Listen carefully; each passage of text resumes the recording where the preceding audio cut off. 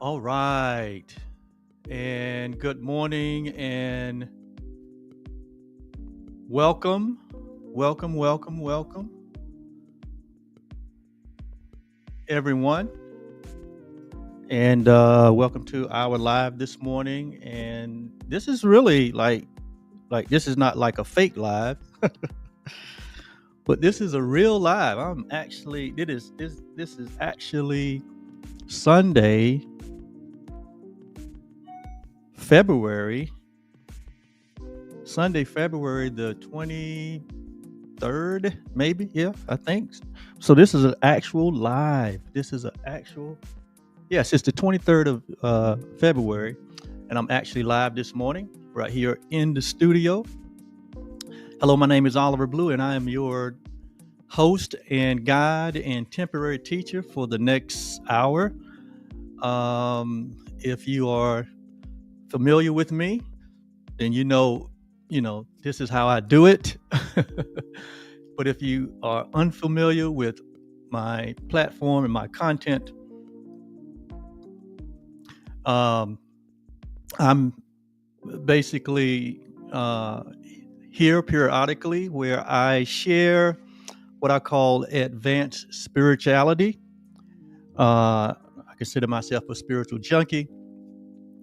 Spirituality is what turned my life upside down and turned my life around for the good many years ago. And I just have a passion. A passion was birthed out of that experience over the years as I've been on this journey for, um, I'd say at least 38 years. Yes, where I now love, like Jesus said, love your neighbor as yourself. Well, you can't love your neighbor if you don't love yourself. And for many years, I didn't love myself. In fact, I didn't even know myself, right? And so, uh, how can you love? How can you give that which you don't possess or you don't know you possess it? And went many years into my young adult life that I was racked with fear and doubt and uncertainty, and I was a wreck internally. Externally, my life looked good. You know, I had the good career. I had the good wife. I had the son. I had the car. I had the friends. You know, I had the bank account. And I had so many things externally that was going well for me from an external standpoint. But internally, I was a fearful wreck. And I don't know if you've ever been in that place before, but that is not a place that you want to get in. You don't want to stay in it for sure. It's not a good feeling. And I'm so glad that I opened myself up to discover that which was beneath the eye, discover that which was in the realm of the unseen, right? Because let's face it, everything we see doesn't come from what we see, but everything that we see come from a dimension of life that is what is called the unseen. In fact, in the New Testament, Peter says that, you know, we would be better off. Check this out. Check out what Peter said over in First Peter or Second Peter. He said we would be, or it might have been James that said this. They said, but that we would be better off or better served if we look not at the things that are seen, the things that are made. It would better serve us if we look not at the things that are seen, but that we would be better served if we looked at the things that are not seen. And then he went on to say, because the things that are seen are temporary. They're temporal, meaning that they're subject to change. They flux and they flow. They come and they go. They have no stability. They have no certainty. and they really have no lasting truth. And so he said, we're better served when we become more acquainted with that which we can't see. Ooh, now that will require us to develop uh, a part of us, right, that most of us not even aware of. But he said that we're to look at the things that are seen or not seen. We're better served when we become more intimately acquainted with the things that are not seen, because they are eternal. Ooh. Because they are infinite. Because they are principles. Because they are the laws that govern the universe. He said, it is more beneficial that we become intimately acquainted with that which we cannot see. And so, my life, and hopefully your life, has opened itself up to the unseen, because it is in that realm that is the source of everything that is in the realm of the seen, right? And it's just that, we come here as these perfect creations of love, perfect creations of God. And we come here as these innocent beings, right? And then we get introduced to this world that has been made not from a place of reality, but from a place of not knowing. And we get conditioned to only develop our 5 physical senses so that we can relate to the physical, and not even aware of the true essence and the true nature, the spiritual nature that we all are, which is what we are in truth.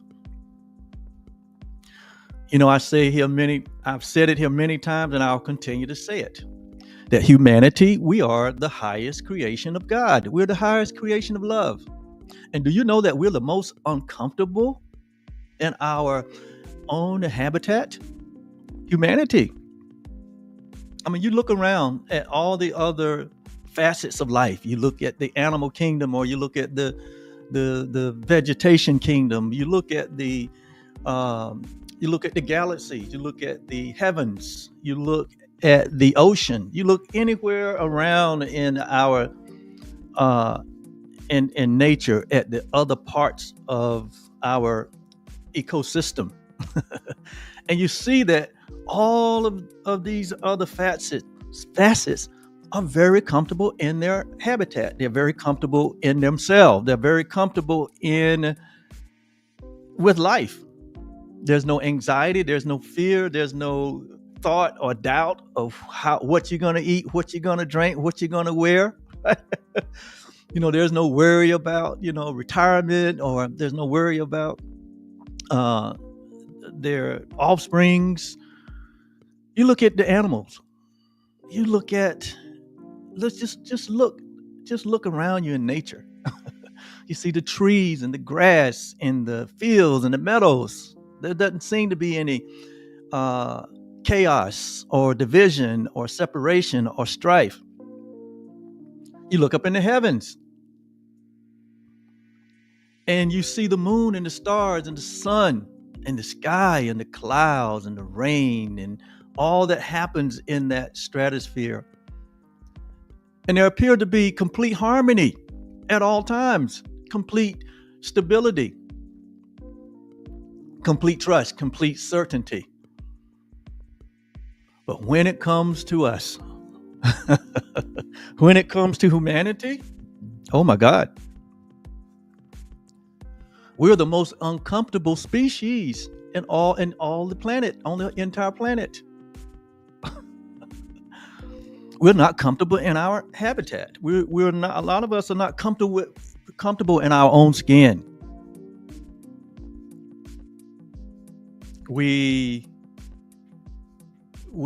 are, we are the most sick-ridden species in all of creation. However, We are God's highest creation. There's something wrong with that picture. There's something wrong with that picture when we are not. We're God's highest creation. We're love's highest creation. In fact, all of the great spiritual books and traditions say that we are what God is, and God is what we are. If you really get down to what it's saying.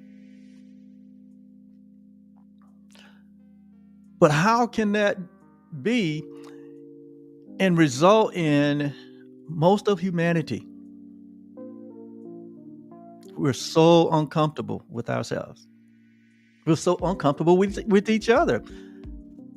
Consequently, we see all of the unloveliness that has been on display throughout entire history. You see humanity at war with one another, and that has basically has matriculated into this present day. And in this present day, it is in such a way that it is magnified hundreds and thousands and millions of times over because of technology and communication. So what are we going to do about it?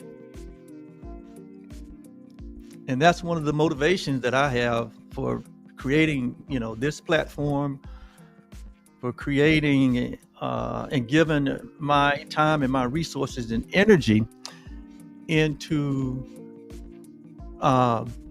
being a temporary guide and a temporary teacher to help elevate humanity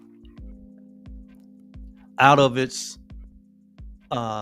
place of sin consciousness, guilt, and fear, so that we can ultimately, put on display, prove what is that good and acceptable, and what is that perfect will of love, right? And we can learn so much from nature. We can learn so much about peace from nature. We can learn so much about harmony from just studying nature. There's being the highest creation of God comes with a responsibility, because all of creation, we've been given, if you have read the creation story, and in that story, once we were placed here, we were given the purpose of to be the caretakers over all creation, right? It says over in Genesis that we are to subdue the earth, to multiply. Without me going over there, if you are any Bible scholar at linear level, you know what it says in terms of us being to be fruitful and to multiply and to replenish and to be a caretaker of the planet. And then Paul picks it up over there in Romans when he says that the earth is travailing, the earth is in pain, the earth and all of nature is complex because of what humanity is doing to abdicate its responsibility to be the God of this world, to be the God over this earth. And because we're out of sort, because we are out of harmony with who we are, and not knowing who we are and not understanding our purpose, it says all the earth has gone out of sort. All of the other parts of nature is out of balance at times because of our abdication of our responsibility by not knowing who we are. And I think that scripture in Romans said that the earth groaneth and travaileth for the manifestations of the sons and daughters of God. That, in other words, the earth is ready to be released from its pain. All of the created world is ready to be freed from the abuse and the anguish that it endures because of us being out of our position and not being good stewards of what we've been given.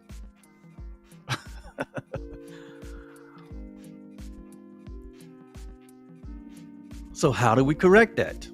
Right. So we've been doing a series here over the last 4 lives that is entitled, You Are the Perfect Creation of Love.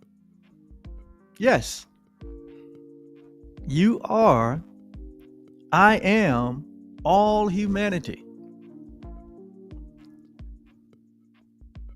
are the perfect creation of love, or the perfect creation of God. And there's a lot in that statement. But don't run away, right? Don't run away. There's a simple explanation to that reality, because that is, to me, that is at the root of all humanity's problem. Right? That is the root cause of all of the instability, the fear, and the uncertainty that we see in our present day world. And the root cause is the root of it is that we don't that we don't know that we are God's perfect creation, and that we're all one. But the root cause is that we don't know, right? You know, the great ancient poet scribed in many places the great quote, or the great saying that says, to know thyself. To know thyself. And when we understand this, that it is the knowing of the self, of our true self, it is the knowing of ourselves is what causes us to then to become the very reflection of the self that we all share, that the love that we all share. And it is through the knowing of the self that we embrace, fully embrace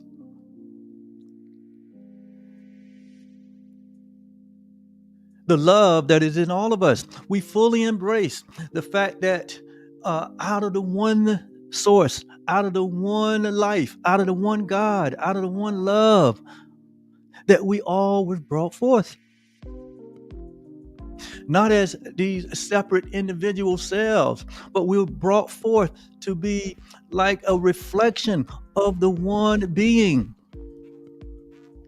the one life, the one love, the one source that is responsible for everything. And because we don't know that, and when we don't know that, then we see ourselves as these individual selves, divided selves, separated selves. And then we build a whole thought system and a whole world around separation, division. And in that thought system, there is no basis for equality. There's no basis for unity. There's no basis for oneness. And thus you see the divided world. Thus you see 7 continents. Thus you see hundreds of countries. Thus you see, we only see through the purview of the different races of people. Thus we begin to look through the lens of not only race, but begin to look through the lens of our allegiance to a particular country, or then we begin to look through the lens of male and female. Then we go even further to more divide and subdivide ourselves into these little pockets and these little groups, right? You know, and we find this in every arena of life, from business to government to families, to entertainment, and in the sporting community. Every realm of life has become so divided and subdivided that what we are experiencing in this present day and what we have experienced throughout history is that man has lost his way. He doesn't know who he is. He has decided that there is another way that he can make life happen and find peace and create something better than the idea of unity and oneness through separation, division. But we see that hadn't worked. It has never worked from day one. It has never worked. Why? Because when we don't know who we are, or when we don't know the purpose of a thing, ultimately we will abuse the thing. When you don't know the purpose of a piano, you might take the piano and try to go fishing with it. It won't work.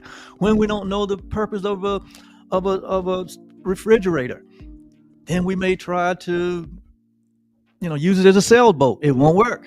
When we don't understand the purpose of anything, then ultimately the law says we will abuse it or misuse it, use it against the very nature that has been given to us to be a blessing.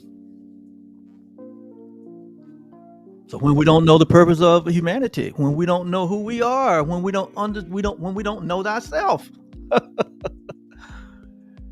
then the greatest abuse will occur. And we've seen it historically. And here we stand on this 23rd day of February 2025, and we look around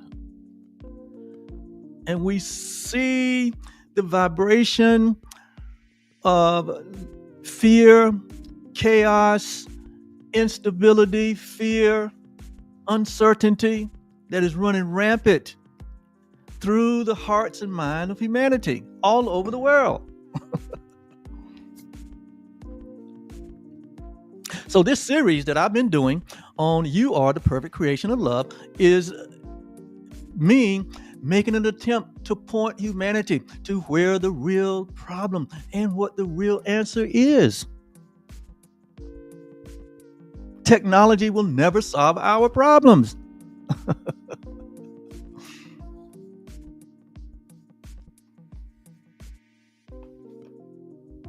No matter how sophisticated we become and all the sophistication that we can develop, those things will never solve the human problem. The only solution to the human problem is to know thyself, to know who you are as the perfect creation of love, as God's highest creation. And like we like to say here on our platform, the real you. The real you that loves you. Because how can we follow the one command that Jesus gave us, which is to love God and to love our neighbor as ourselves, when we don't know who ourselves is, or when we don't even love ourselves? How can you? So to me, the first order of business is to know thyself. It's to stop everything that we're doing. To stop everything that we are doing. And make the first order of business is to come for humanity, to come to know who they are as God's perfect creation. As like Jesus says, ye are gods. In one of his scriptures, he said, ye are gods. Have you not read? Have you not read that ye are gods? As he said that to the people of his day, especially the religious people of his day. And you always, and this is one thing I notice about history. It is always the religious right. It has always been the religious point of view that has been at the helms of all this pain and suffering in society. And when the religious view or point of view is based on separation and division and sin consciousness and guilt and fear, it has led to some of the most unbelievable atrocities in the world. All of them are motivated by some religious idea that has its roots in the belief in separation, sin consciousness, guilt, and fear. Some ideology that includes that humanity is not one, that there is no equality, there is no diversity, there is no inclusion. But no, we're different, we're separate. There is superiority is real. There's this idea of superiority, and also which leads to an idea of inferiority. So we have promoted to ourselves as a collective body that we're not one. we have promoted, the religious community have promoted that we're not one, but there's this specialness, there's this special people, there's this special land, there's this special that love has this idea of special.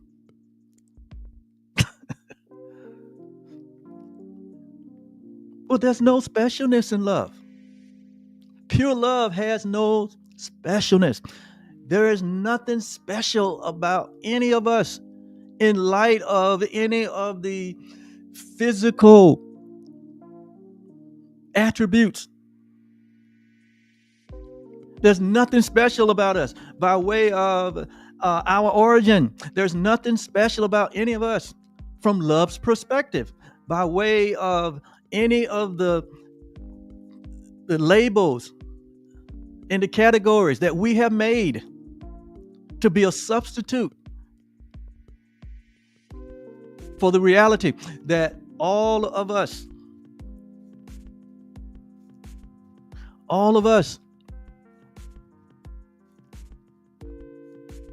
are the creation of love. All of us. No one has any more statue than anyone else, but we have perpetrated that idea. We have sought to undo the truth that is true always, and we have gotten ourselves in a pickle.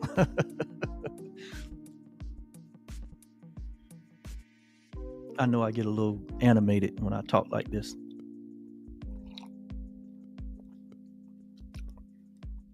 Listen.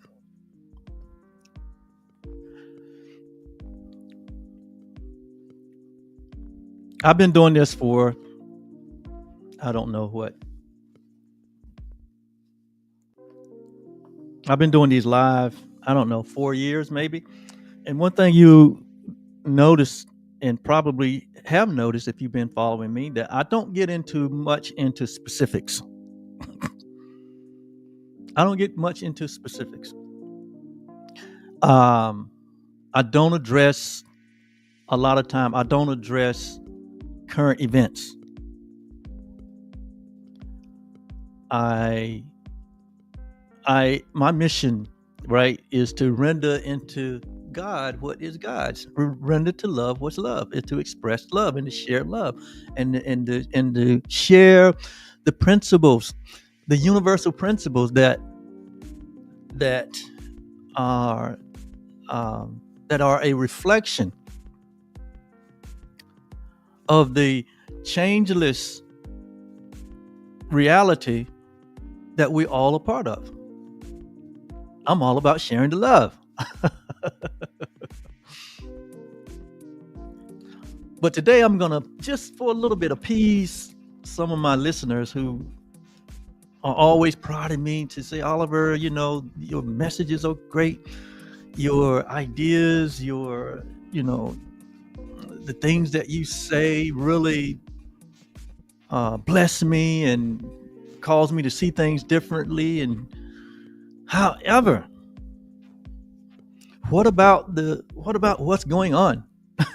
What about, how can I take this and navigate my life in such a way, right, that I make my world better, and I make the world around me better, right? And so today I'm gonna appease some of my listeners just a little bit, right? Because again, I stay in my lane,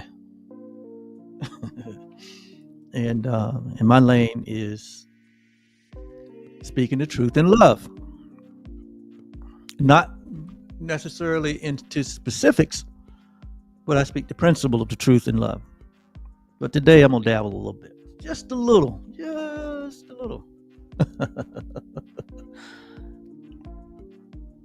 But before I do that, like I said earlier, the goal of any teacher, regardless of who the teacher is, the goal of any curriculum, any theology, the goal should be of the curriculum, and the goal of the teacher is to help those in the classroom that he has created, because this is kind of like a classroom. And the goal should always be to help us to know ourselves, to help us to come to a place of awakening, to come to a place of enlightenment, to where, like I started this conversation off talking about, it is in our best interest to look at the things that are not seen versus the things that are seen, because the things that are seen, they're temporal, they're subject to change. You wake up tomorrow, you go to bed, and you wake up tomorrow, things have changed, and you've made a decision based on something that is temporal. Then your decision don't look so good tomorrow because things have changed. How many of you have ever experienced that?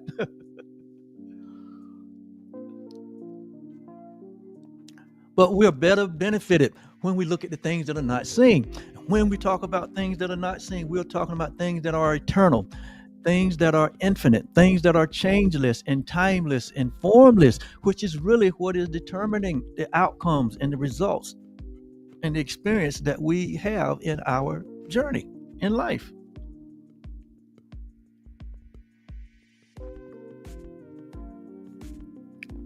And so to know ourselves, and I'm not talking about this self that was born out of your mother's womb. That's not the real you. that is the vehicle by which you are licensed to be here, so that you can express the nature that you are. But I'm talking about that you that has always been, like in Jeremiah, God said to Jeremiah that he knew Jeremiah before he was formed in his mother's womb. In other words, Jeremiah existed before there was a physical birth. Likewise, you existed before you was born with a physical birth. Before you was formed in your mother's womb, you existed. All of us existed. So having this human experience is no more than us taking on this vehicle called flesh and blood and body mind, right? To have an experience with form, with the physical. But that's not who we are. That government name that you was given, and that government number that you were given, right? Those parents that you came here through, that family that you was born into, the community that you was born into, your gender, your race, right? Your choices, your decisions, what you attached yourself to during the process of growing up, what you learned from the environment around you, who you listened to, how you were nurtured, all of that.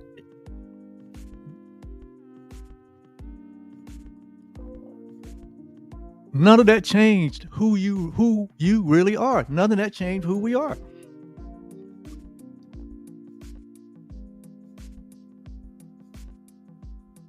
We remain as we were created by love. We remain as we were created by God. We always do.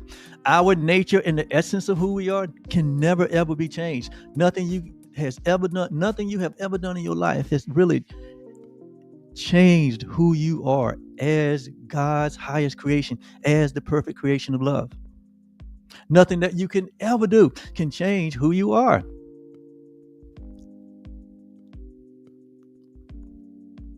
We share one life. We share one breath.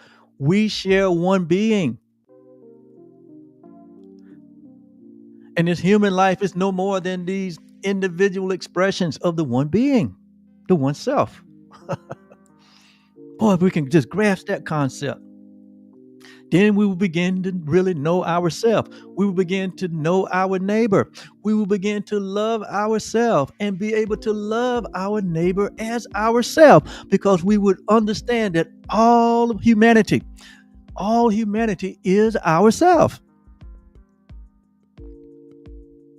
And we would be able to lay down all of the labels and categories and the way that we have divided and subdivided and redivided ourselves to such a degree that we don't know who we are, and we don't know who our neighbor is, and certainly we don't know who God is and what love is.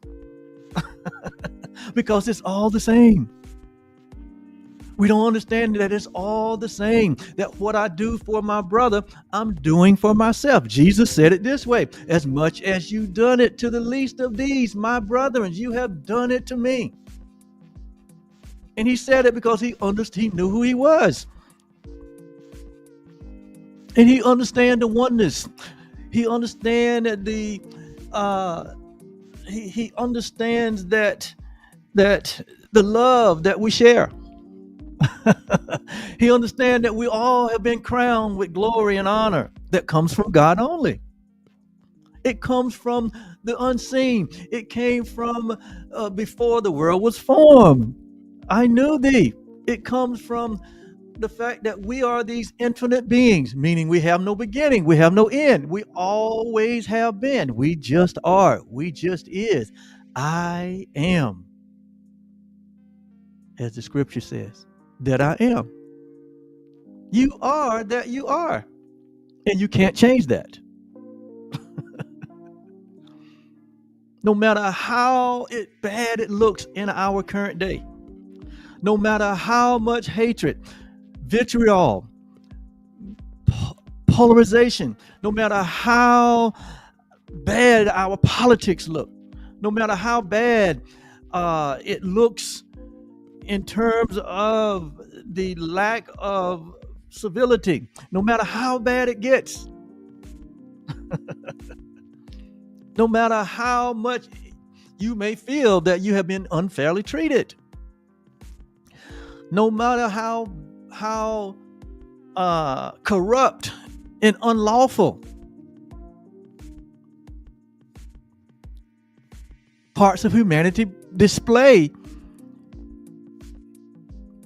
and continue to promote division and exclusion, and how much it creates instability and fear and uncertainty in the world, no matter how bad it gets.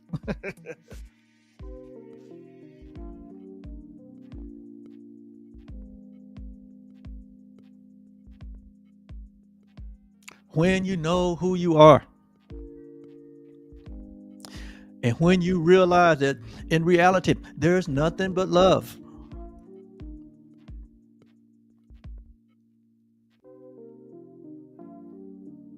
you will be able to look on the things I just described and remind yourself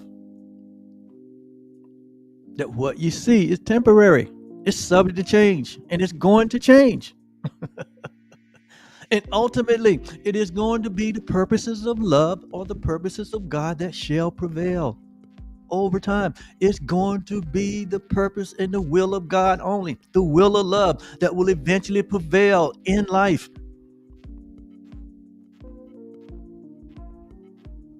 And when you understand that, then regardless of what the external looks like, regardless of how much oppression and suppression that we see, we will come to understand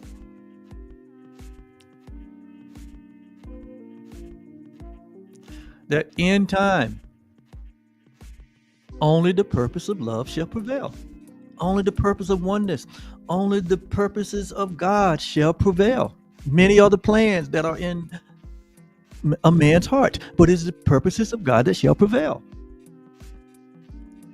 Therein lies your peace. Therein lies your stability. Therein lies your trust. Therein lies your certainty. It's not going to come from anywhere else. It's not going to come from your politics. It's not going to come from business. It's not going to come from entertainment and arts and sports and science. It's not going to come from those places. The peace that you so desire, the correction that you love to see, is going to come from within. It's not going to come from without. Because the only reality is that reality that we are the perfect creation of love. Oh, yeah.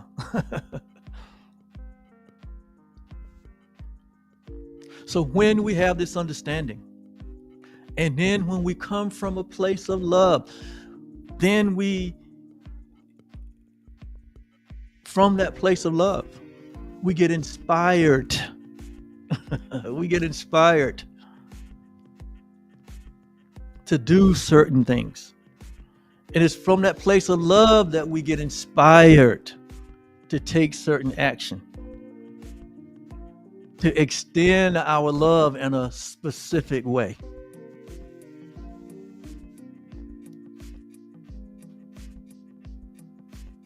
It has to come from inspiration.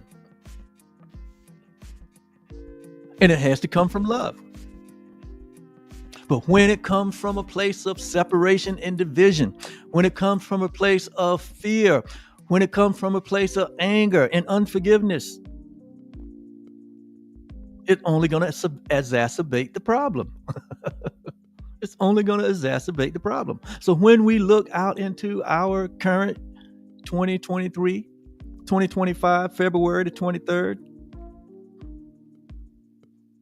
and where there is instability, fear, uncertainty around our world, in our politics, in our religion, in our arts, in our science, in our technology, in our entertainment, in our sports, everywhere, in our community, in our families, in your home, on your job.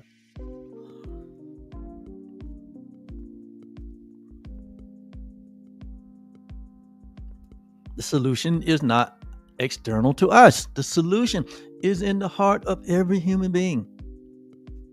Until there's a change of heart, until there is a recognition of this self, this true self, until the identity crisis is solved once and for all, there is no peace. There is no stability. There will be no trust. There will be no certainty that we experience. But stability and trust and certainty is always present. Love is always present. Love is always shining. But it gets cloaked. It gets covered up. It gets, we place in between ourselves and others, in between ourselves and God, in between ourselves and peace. We place this substitute in between us. And it appears that love has evaded us. It appears that equality has abandoned us. It appears that inclusion has been substituted for exclusion. It appears that evil has triumphed over good. It gives the external appearance. And see, external appearance is only mirroring back to us what is in our heart. So what we see happening in today's world, what we see happening in every arena of life that is loveless, is just a reflection of the heart of humanity. And the correction has to take place in the heart of humanity. You know, the Course in Miracles says that enlightenment or the awakening is nothing more than a recognition. And that word recognition means to recognize again, to re-recognize, right? Because somewhere along the line, humanity has not recognized its true self. We lost our way. We detoured. The Course says we detoured into darkness. Jesus came and he saw the condition of humanity in his day and time. And he said that man has conditioned himself to the point where he loves darkness. And darkness really is no more than the absence of light. We was absent of light. In Jesus' day, humanity was absent of light. What is light? Light is who we are, right? Love is who we are. We're absent of love. Not that it's gone anywhere, but we had covered it up. We have forgotten who we were. And the only solution when you forget something, or if you don't recognize something, is to what? Is to remember or to re-recognize. That's what recognition is to re-recognize. So when Jesus said, a man must be born again in order for him to see the kingdom, he was saying you just need to re-recognize who you really are as the perfect creation of love. Just need to re-recognize. You just need to but remember who you are as God's highest creation. That is the solution to the dilemma that you see in our present day world. That is the solution to the relationship issue that you may be having. It is the solution to your business if it seems to be going sideways. It is the solution to the business community that has allowed itself to forget that there is no success for the business if there's no honoring of those that support the business, if there's no honoring of those who employ and labor in the business.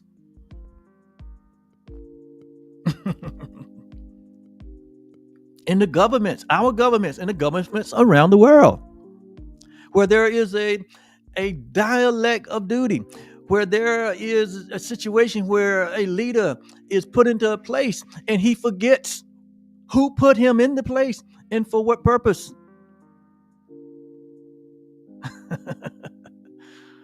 And it becomes just a grab and a situation where one forgets its purpose and begin to abuse the purpose, begin to oppress the people, begin to use their position to enrich themselves. They have forgotten who they are. And that will never solve a problem. That would only create more problems. That would only magnify the problem.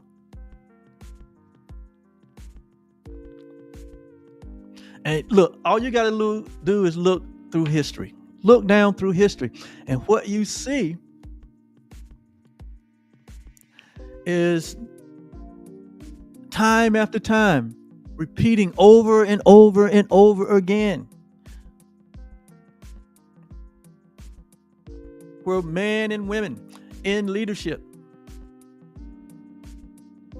allowed power to corrupt their thinking.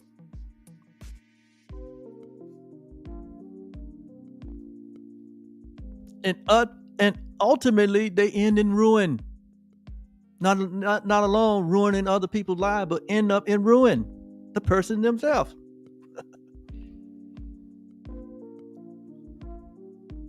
And many are so depraved in their thinking. Many have actually allowed their mind to kick against the prick, to the point where they drive the country or the community that they're leading into rubbles, into ruin. We see it right here presently, where we're now, it's to the point that where you have these kinds of this kind of leadership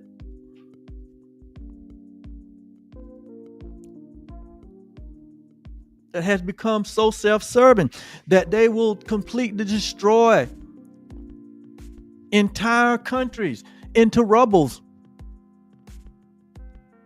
versus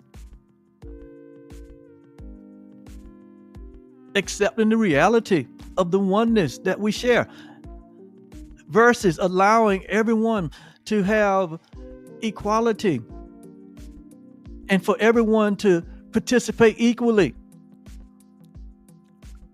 in order for everyone to benefit in the blessings and the richness of life. If they can't have it for themselves, they will destroy an entire country into ruin. We see it here in 2025. You look at some of these wars that are ongoing, where they have completely destroyed countries, cities, communities, innocent people.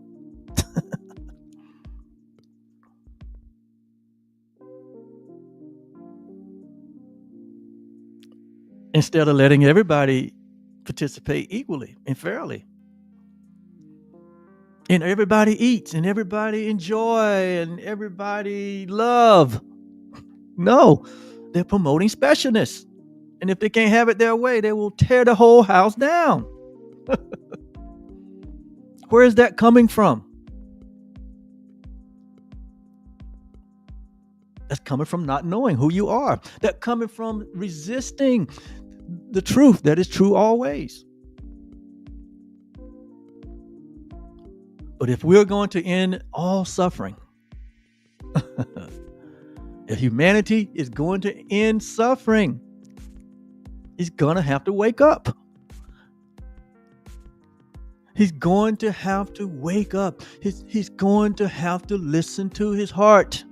He's going to have to listen to that internal teacher that is within all of us, that will never stop prodding, that will never stop speaking to us in that still small voice, to bring us to a place of awakening, of enlightenment, to bring us to a place of remembering, to bring us to a place of recognizing who we are as the perfect creation of love.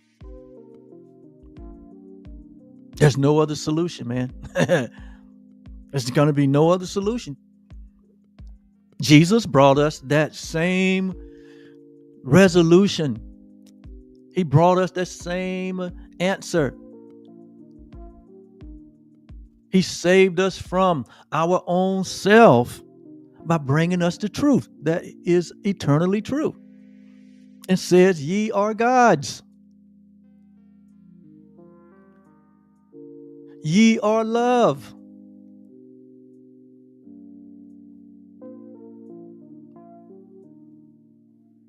And you were created in love, and you remain as you were created. But we have fallen asleep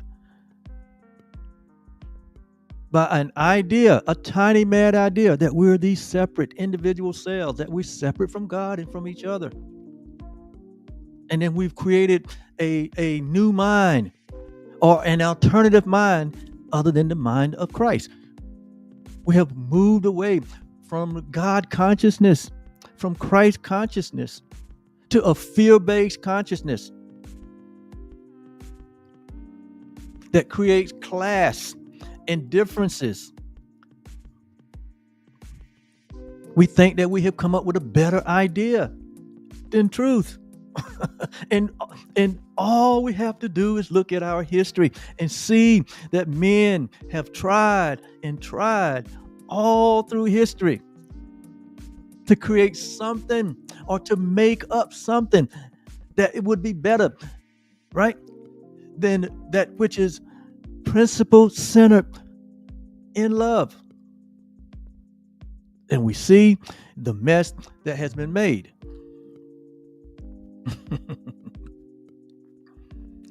But all through our history, there has been this voice, there has been this impulse, there has been this inner knowing, or this inner teacher, or this inner God within all of us.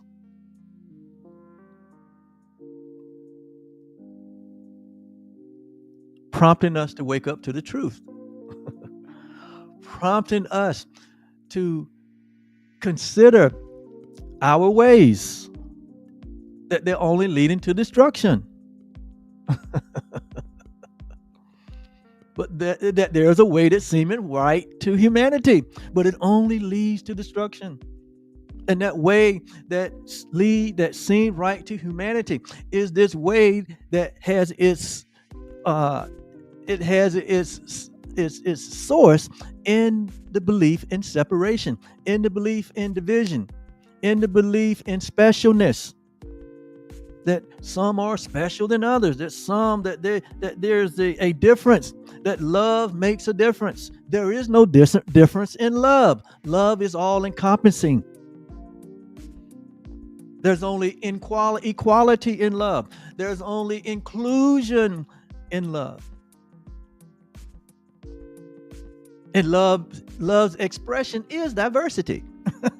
It is these different expressions of the one love, because love is so dynamic. It's like a diamond.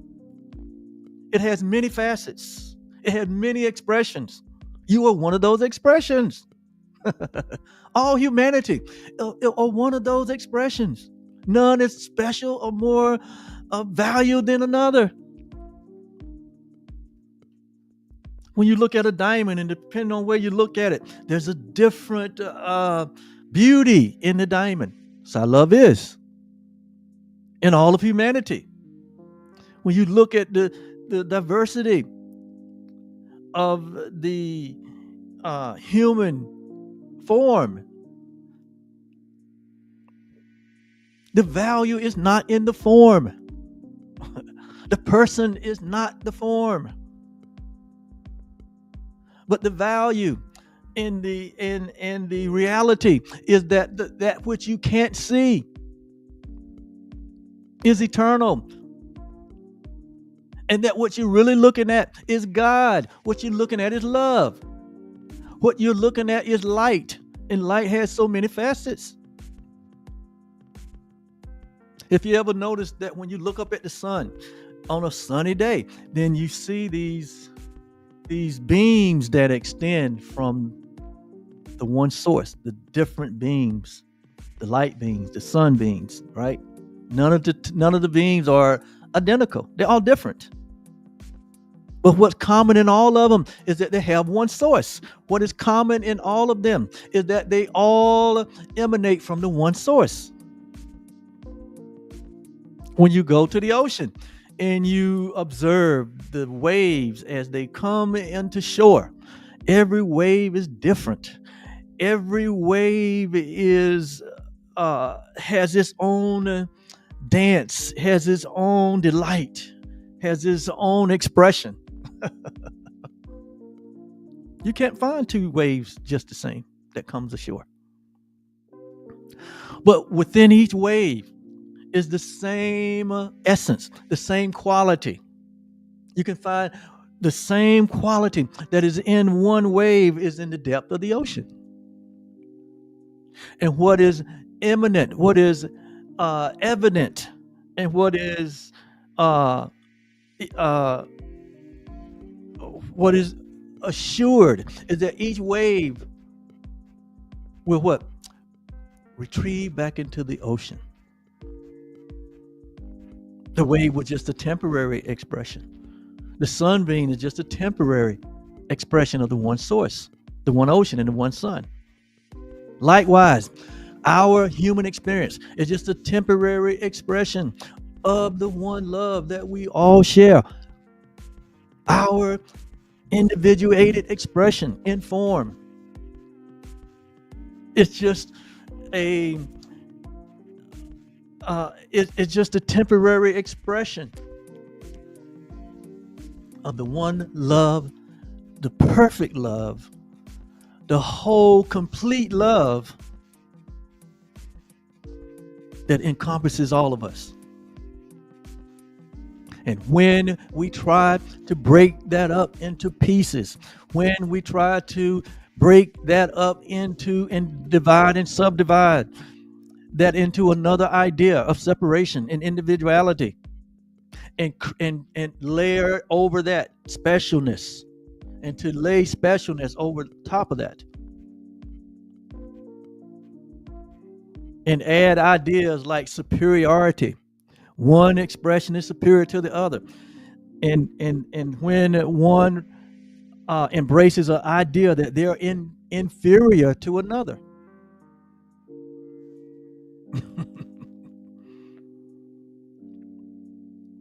Do you know what we're doing? Do you know the pain and suffering that will bring about in one's experience? It doesn't change now. It doesn't change who we are, but it brings about an experience that is antithetical to peace and joy and love and fulfillment and happiness. It brings about an experience where the very resources we've been given, called Earth, is abused. It brings about the emotional sensation of fear, the vibration of anxiety. It brings about this uncertainty, fear, and instability in our experience. And that's what you see happening in our present day world. Not only here in these United States that don't appear to be so united at this point, but this is what you're seeing around the world. It's not subject to one place. No, wherever humanity is, wherever the heart is, like Jesus said, wherever your heart is, there is your treasure. And when we choose to focus our attention, when we choose to focus our energy, when we choose to focus our ideas on a belief in separation and division, we have just given the love that we are a detour into fear. And we dream the dream of separation. We have the nightmare of destruction, poverty, sickness, death, oppression, all of the things that you see. And that's the perfect environment for deception to rise up and say, I have the answer for you. That's the perfect example for deception, the spirit of deception to rise up, like Jesus said, in the last day. In the last day, men would be lovers of themselves in the wrong way, and not lovers of, because to love yourself is to love all humanity. That is true love. To love yourself is to see the mind, is to see the face of Christ in all humanity.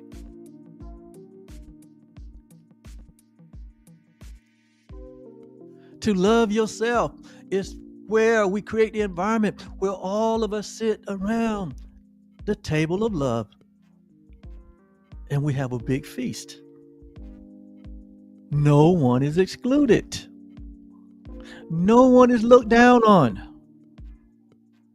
No one is superior to the other. No one is inferior to the other. There is no such thing as privilege. No. Everyone eats. In some cultures, in some cultures,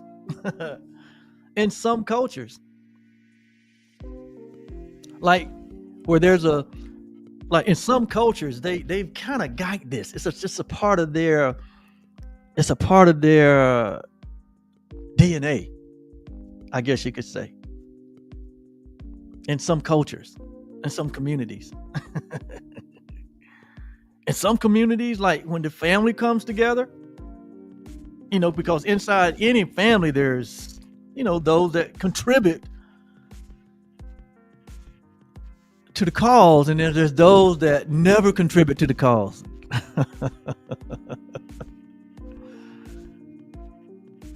There's those that promote growth and prosperity in communities, and there's those that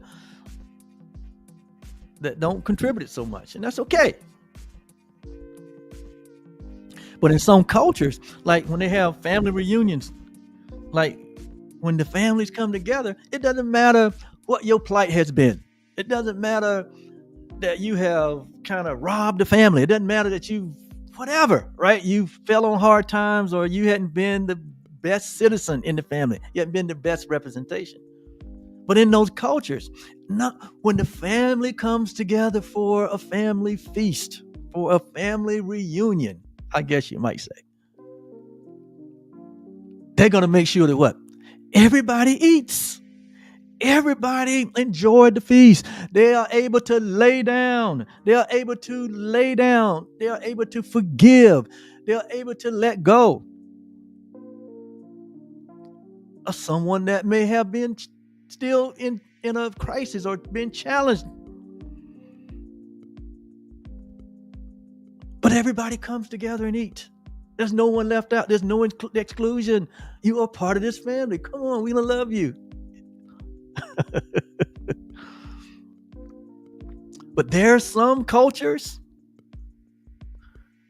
where when the families come together, some are disinvited. Some can't sit with each other because the fussing and the fighting and the division is being made a priority over the love. Our indifferences have been made a priority over the love. And they can't sit down and love, have a love feast together. And that's what you see happening in our nation. That's what you see happening around the world. Where there's this resistance. Humanity is resistant in his heart. He's resistant. She's resistant. The truth that is true always. They're resisting their very own happiness. They are resisting their very own prosperity, their very own true prosperity, and their very own peace. By saying, no, this is a better way. Division and separation and indifferences and superiority, inferiority is better. We'll get better results. And it'll never work. That's the blind leading the blind down the proverbial ditch.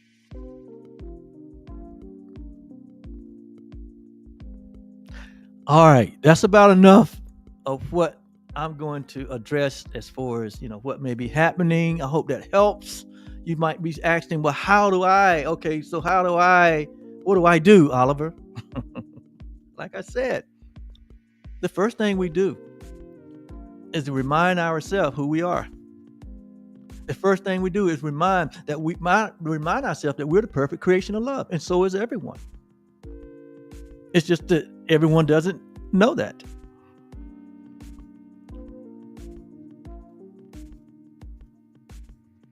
Everyone doesn't know that. Hosea, in the book of Hosea,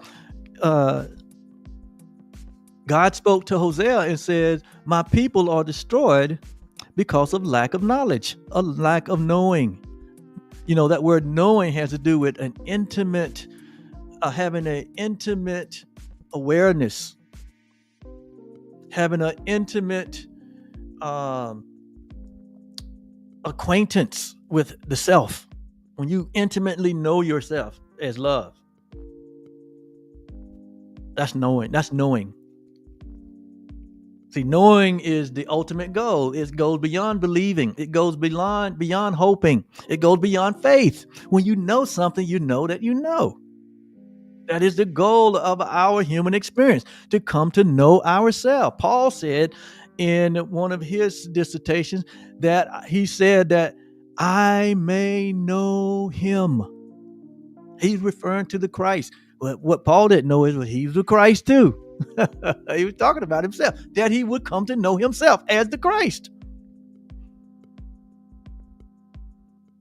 And until humanity comes to know themselves as the Christ, remember Jesus said, ye are gods, ye are one. And what that means is we are all one. We all share the one life, the one being. And until you come to know that, we are in an upside down orientation. We'll begin to try to make a substitute for that, only to enter into pain and suffering.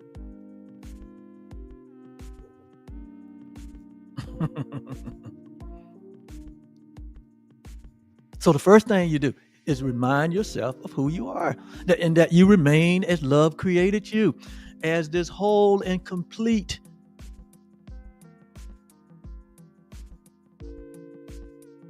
Whole, that's what the word holiness means. It means that you are holy.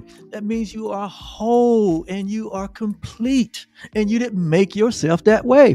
You were created that way. You are the extension of the very holiness that love is, that God is. You and God are one. When we see you, we see God. If we are, like he said, the pure in heart, as long as he said, the pure in heart shall see God in everyone. And we don't see God in everyone when we don't see God in ourselves. When we don't know that we are the perfect creation of love. So the first step is to know thyself. Because when you know yourself and you come from this place called love, when you come from this place called oneness, when you come from the place of unity, and not from a place of specialty, or specialness, or superiority, then you will only extend love in all that you do. You'll only extend love. You'll only extend equality. You'll only extend inclusion. You'll only extend the very diverse and unique expression that you are.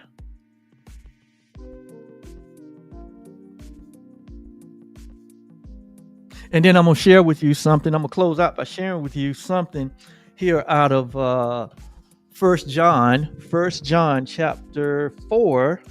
This is coming out of the Bible. 1 John chapter 4,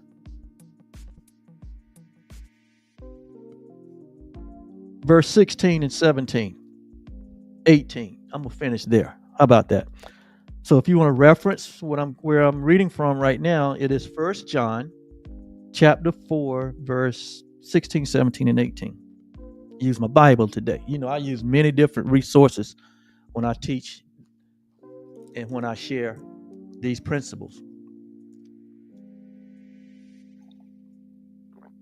I'm going to land this plane. I'm going to land it gently. I'm going to land it gently.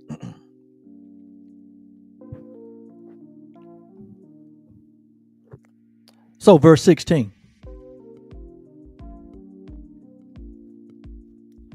Verse 16, it says, and we have known, see, that knowing, and we have known. See, there was a time that we knew perfectly. There was a time that you knew perfectly. But to come and have this human experience, you had to forget everything. You didn't have to forget it, but to come from that which is not dense, that is totally free, that is totally formless and timeless, to come from that dimension into this dimension where everything is dense. Your body is dense, right? And to come into that, there had to be a letting go, a temporary letting go, or a temporary forgetfulness of what you were. We're going to talk about that down the road. That's going to be an interesting message. That in order for you to, like God said to Jeremiah, you was in your mother's womb. Before that, you existed, but the place that you existed, there was no time, there was no space, there was no form. But you existed. And now that we're here having the human experience, we are here but to remember. Like he says here, he says, and we have known and believed the love that God has to us. We have known that. We have known the love that we're talking about here, that perfect creation love. We have known that. There was a time that you knew that. Well, there was beyond time, before the foundation of the world. That was the only experience you knew. And now remembering, you're recognizing, you're re-recognizing the truth that is true always. So he says, and we have known and believed the love that God hath to us, or love has towards us. And it says, God is love. See there? God is love. Love is God. So whether I use the word love or God, I'm referring to the same one being. Don't allow words to keep you from understanding. So here it says God is love. And then Jesus says we are God. So that means that we are love. In the Course in Miracles, it says that we are the perfect creation of love. In all your spiritual books, if you would really delve into them, the central theme is love. But we don't understand it. And so he says, God is love, and he that dwelleth in love dwelleth in God, and God dwelleth in him. Why? Because they're all the same. When we dwell in the knowing of ourselves, which is love, we dwell in God, and God dwells in us. And there is no difference. There is no difference between God and you, because like Jesus said, when you have seen the Father, you have seen me. When you have seen me, you have seen the Father. I and you and me. We are one. This is the message that he came to share with us, to bring us out of our place of darkness. But then in Hosea, it says that we perish or we suffer needlessly because of lack of knowledge. And in many cases, it's not that we don't have the knowledge, it's that we reject the knowledge. We reject the knowledge. When you hear messages like this that are spoken on this level of truth, a lot of times they are rejected because they go against our fear-based theology. They go against our religion. It can't really be like that. I can't be that. I mean, that's not who I am. Only God is God. I'm just a sinner saved by grace, and on and on and on. All the conditioning that we got over the years with well-meaning men and women that was teaching us from a place of separation. And you can never teach the truth from a place of separation. You can only teach the truth from a place of love. You are not a sinner saved by grace. You are the perfect creation of love, period.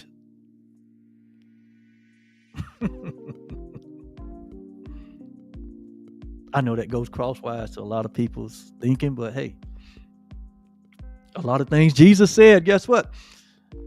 It shocked them out of their socks. That's blasphemy. You remember they told Jesus, that's blasphemy. You can't say that. Only God can say that. Who can forgive man? Only God can forgive man. That's so, when you think about it, that's so stupid. That's the problem. Notice, we won't forgive. So everybody can't eat. We would rather burn the place down.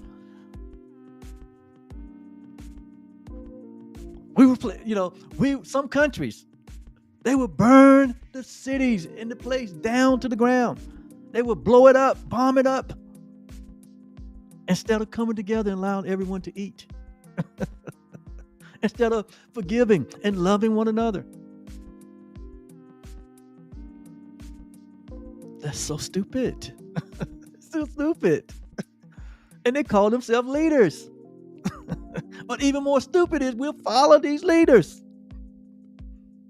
that will tear the house down before they allow equality to reign, before they will allow their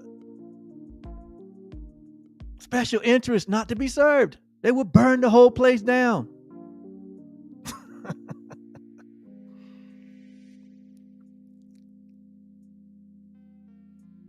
But I don't see, that's why I say I don't like to share these things, right? Because I don't want people to think wrongly.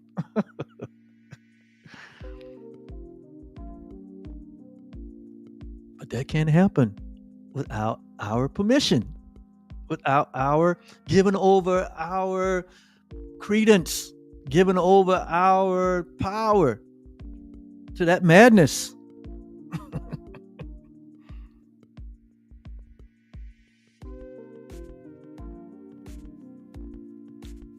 So,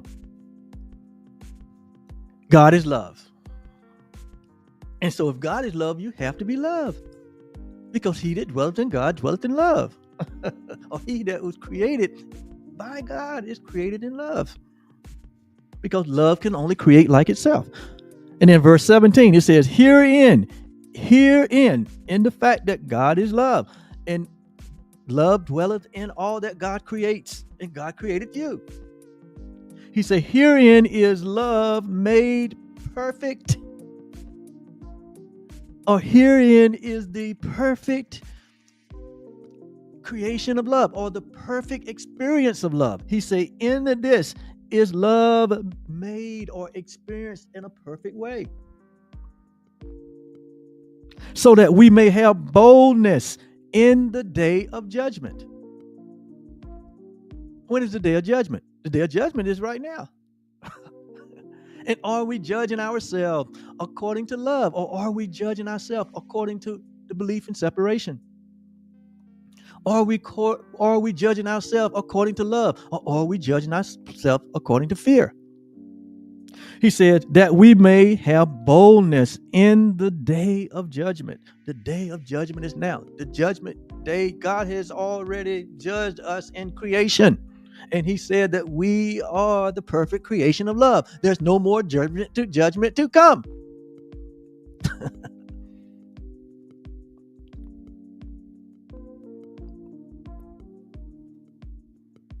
Love doesn't judge. Love is. So if you are holding in your mind that there's some fearful day of judgment coming before you, you can let that go.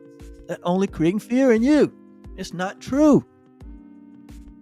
You were judged the day that God extended his self and called himself you. That's the judgment, and the only judgment that there has ever been and that will ever be. And he said that in this day right now, that you can have boldness,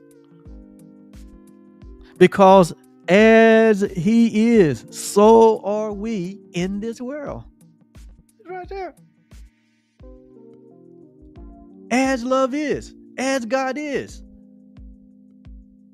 so are we in this world right now. That's why we can have boldness. That's why I can boldly sit here and say, I am the perfect creation of love. I can boldly sit here and say, you are the perfect creation of love. I can boldly sit here and say that to know thyself is the first order of business, because it is in the knowing of the self that we can have boldness in the face of all of what appears to be uh, unloving, in the face of all that appears to be ungodly, in the face of all that appears to be promoting separation and specialness and superiority and inferiority and all the other ugliness that we see happening. It's temporary. It's going to change. So we can have boldness in this time, in the face of anything that you see. Boldness to stand as the light of the world and say that we are one. Just because there are these that have taken on and made a image of themselves and an image of God that is punitive and that promotes inequality and excludes and demeans and threatens and do all of those things and lie and cheat and steal and only because they want to feed their own interests. It said in that moment you can have boldness. You don't shrink. You don't go to the place where you say, oh, what are we going to do? We're hopeless. We're doomed. Blah, blah, blah. You know, all the stuff that you're hearing. No. You have boldness.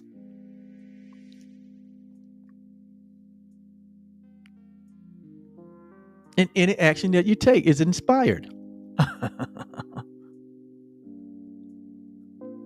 So sometimes you just have to let what? You have to let that run its course.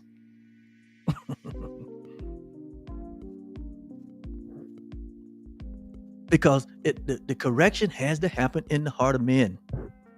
So you don't pick up sticks and stones and start throwing, and you may just need to sit home and let them come to themselves, like the prodigal son had to come to himself.